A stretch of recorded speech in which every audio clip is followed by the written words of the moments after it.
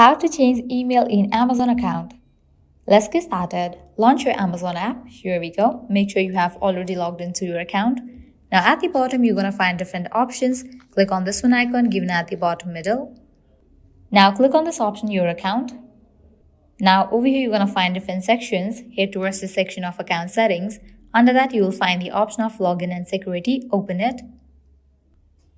Now click on this option of edit given at the right corner of the email option. Now type in new email address for your Amazon account. After you type in, click on continue.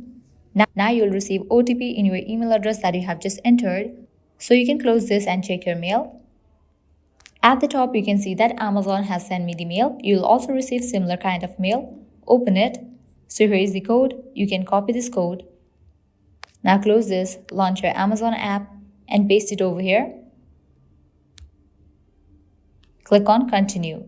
Now type in your Amazon account's password and click on Save Changes.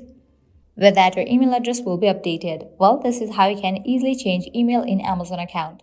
At the end, if you guys find this video helpful, don't forget to like, share and subscribe to our channel. Thank you.